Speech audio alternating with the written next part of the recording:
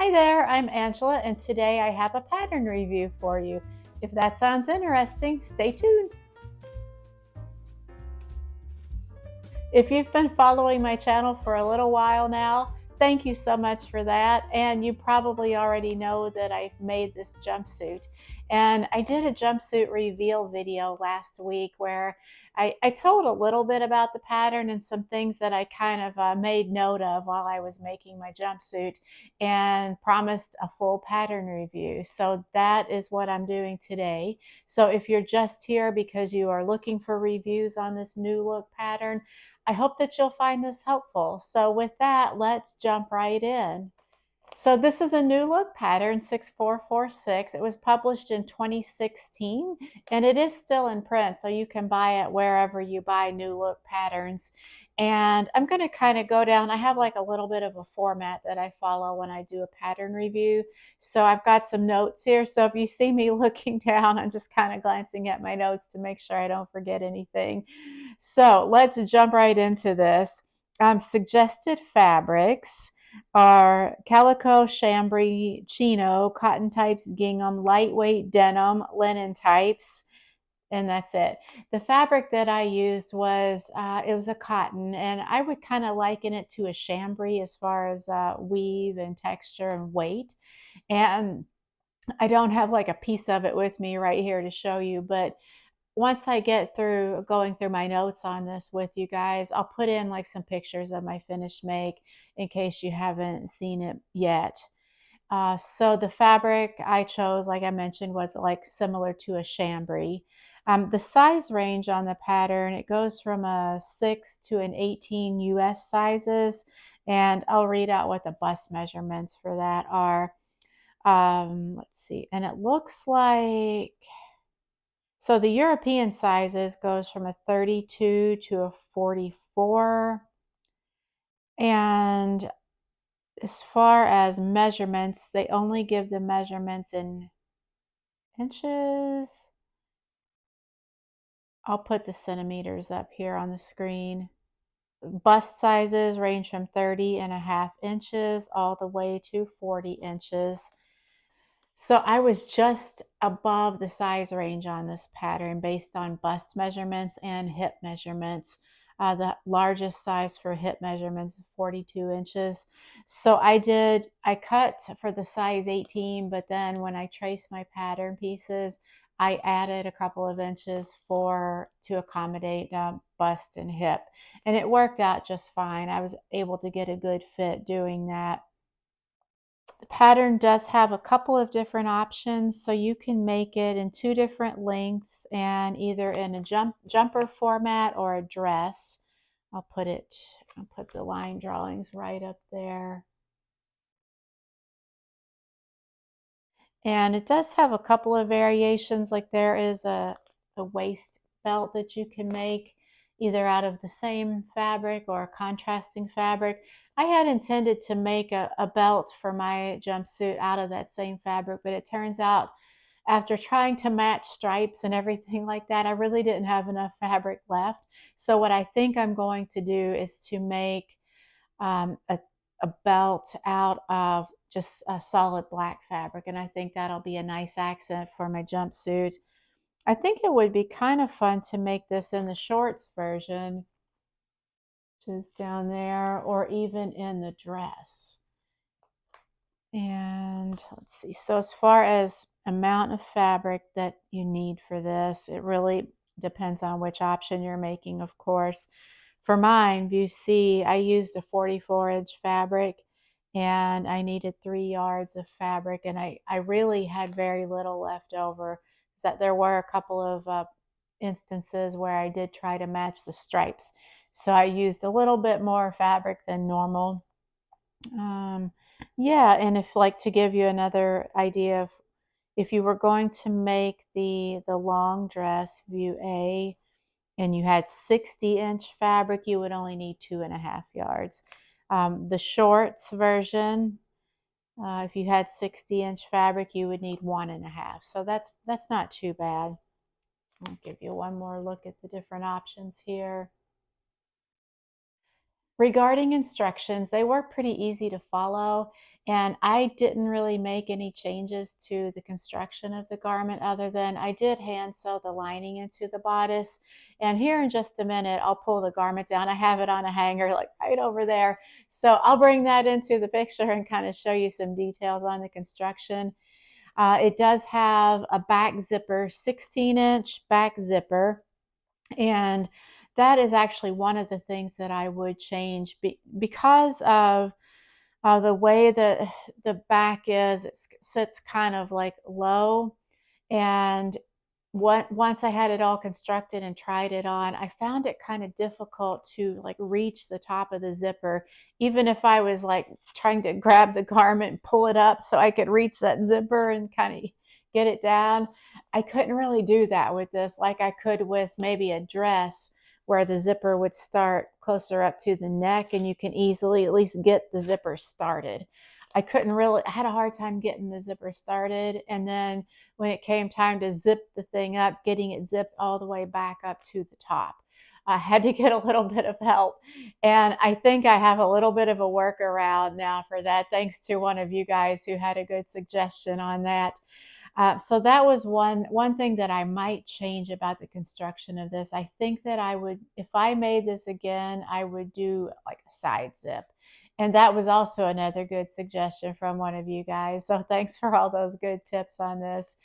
And another thing about the construction, also relating to the zipper, that is worth noting, and it was kind of interesting. The zipper was long, 16 inches, but because the garment sits like the top of the garment is just right, like mid back rather than up at the neck, the zipper was long enough that it came like really like far down my body, so that it's like well past like the top of my bottom.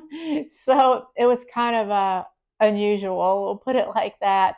It I thought it might interfere with like would I feel the zipper when I sit down or something, like the zipper came down that low, but it turns out I didn't feel the zipper. It's not uncomfortable, it's just kind of unusual. I think you could get by with the 14-inch zipper, although before I tried that, I would probably baste it in just to make sure that a 14-inch would be long enough to provide a big enough opening to get the garment on and off, but I'm guessing it probably would be.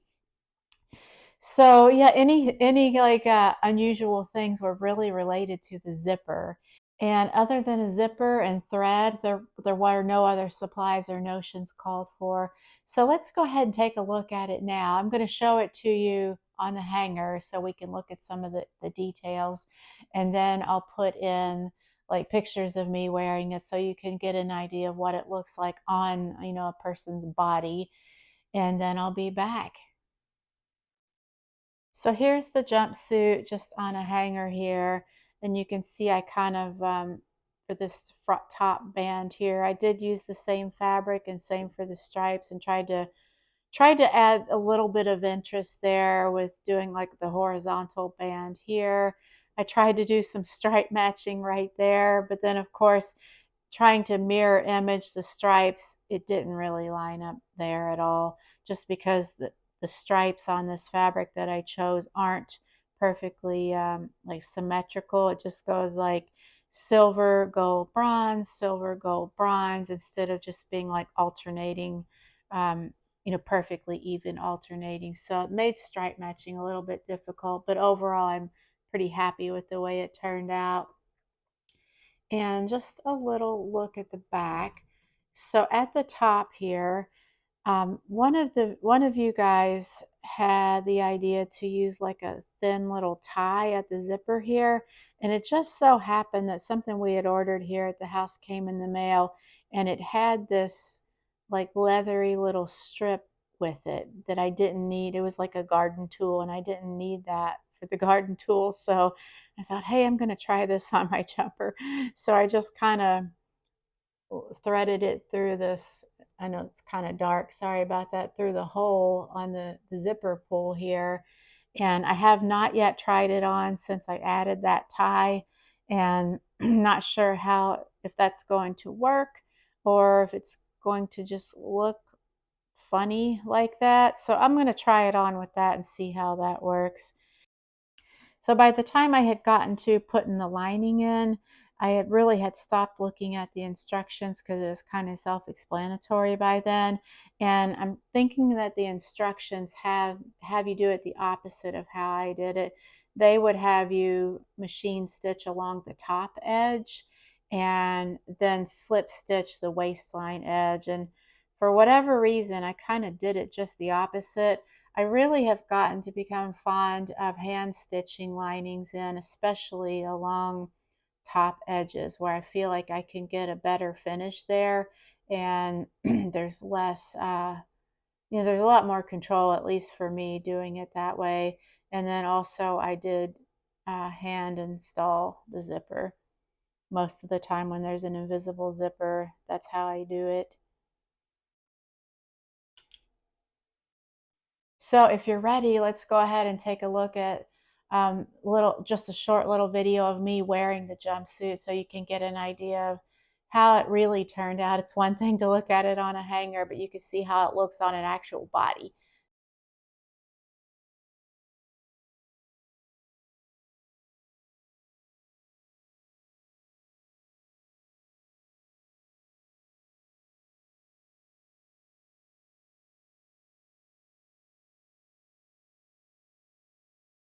So what did you guys think?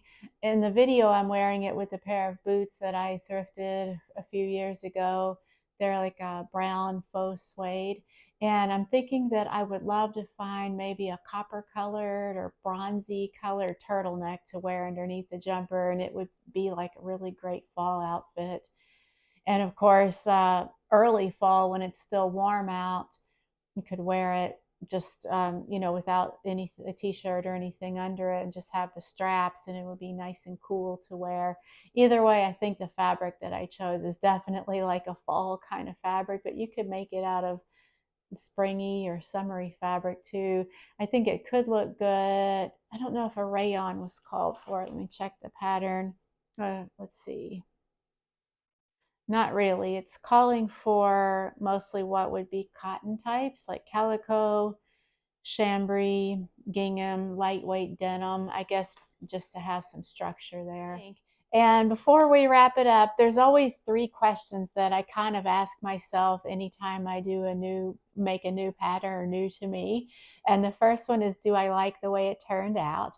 And for this, I would say yes, definitely. Overall, yes. Like I mentioned, there is the issue with the zipper being hard to manage by myself.